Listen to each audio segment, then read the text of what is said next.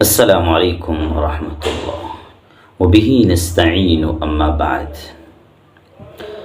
अगर आप stock market या शेयर बाज़ार में आना चाहते हैं तो आने से पहले दो तीन बातों पर आपको बहुत तवज्जो देनी है। अगर ये बातें आप जान लेंगे तो आप जो है ना मार्केट को अच्छी तरह से लीड कर पाएंगे, मार्केट में प्रॉफिट बना सकते हैं और मार्केट में लॉस से बचेंगे। तो आज मैं दो तीन बातें आपको बताऊंगा और बहुत अहम बातें हैं ये। सबसे पहली चीज़ तो ये है कि अगर आप मार्केट में आ रहे हैं ना तो ये एक बड़ा मसला रहता है कि आखिर हम इसमें कौन सा पैसा लगाएं। याद रखिए, आपके पास पैसे हैं घर चलाने के लिए, आप वो पैसे नहीं लगाएंगे। आपके पास पैसे हैं दुकान के लिए, आप वो पैसे नहीं लगाएंगे। आपके पास पैसे हैं बच्चों के फ़ीस भरने के लिए, आप वो पैसे नहीं लगाएंगे। आपके पास पैसे हैं दूसरों को देने के लिए या फिर दुकान का कोई सामान लाने के लिए, या फिर आपके पास पैसे किसी ने बतौर अमानत रखी है, वो पैसे भी आप नहीं लगाएंगे।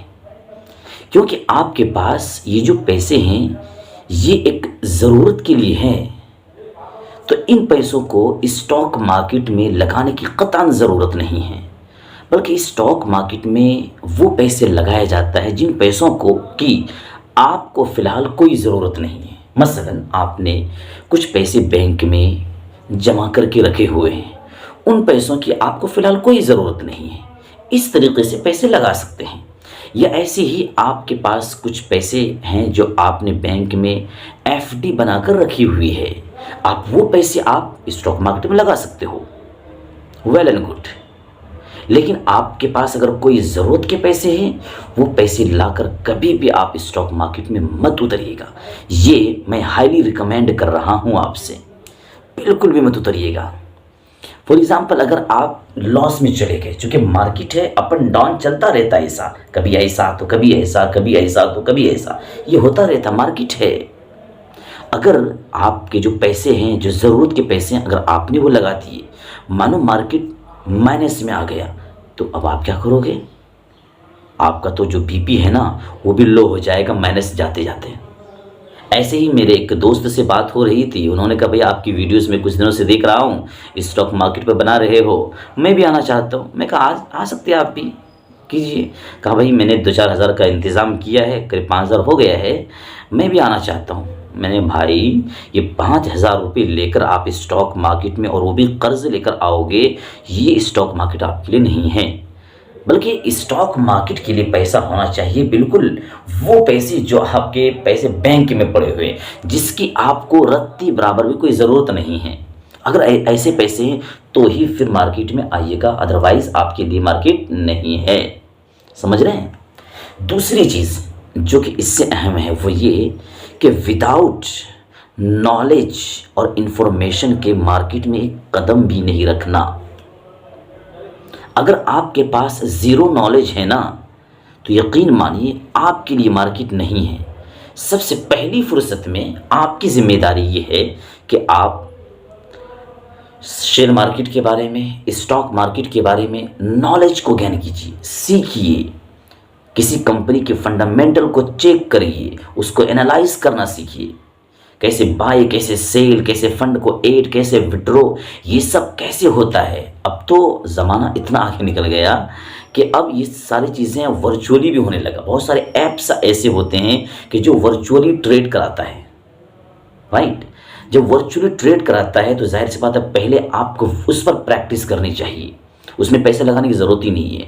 वो वर्चुअली कुछ पैसे होते हैं, उसी को बाई करना होता है, उसी को सेल करना होता है, ठीक है। तो अगर आप उन चीज़ों पर पहले फोकस करेंगे, वो चीज़ें सीखेंगे, तो आपके लिए आगे के रास्ते और आसान हो जाएंगे। जब आप रियल में उतरेंगे तो उसके लिए रास्ते आपके बहुत से हमवार हो चुके होंगे। तो इसलिए सबसे पहली फुर्सत में जो है आप जो मार्केट के बारे में नॉलेज और इन्फॉर्मेशन लीजिए कि कैसे किसी भी कंपनी का फंडामेंटल को चेक किया जाता है, ठीक है।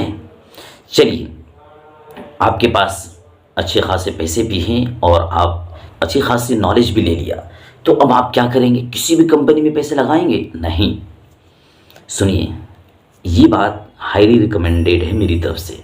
वो क्या कि निफ्टी के जो 50 कंपनीज़ हैं ना, जो कंपनी पूरी मार्केट को चलाती है, जो कंपनी पूरी मार्केट को लीड करती है, तो सबसे पहले निफ्टी के जो 50 कंपनीज़ है उनमें जो टॉप 5 कंपनीज़ है सबसे पहले, और उनमें जो हलाल है पहले उनमें आपको ट्रेड करना चाहिए, उनमें आपको इन्वेस्ट करना चाहिए, क्योंकि उनमें लॉस के चांसेस बहुत कम रहते हैं।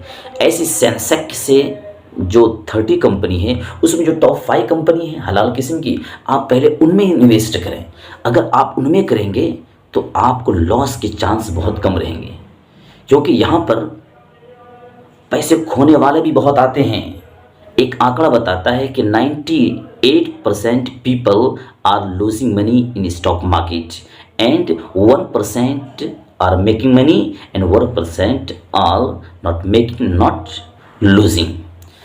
यानी 98% लोग इस फील्ड में पैसे को खो रहे हैं, 1% लोग पैसे कमा रहे हैं, और 1% ना खोते हैं ना कमाते हैं।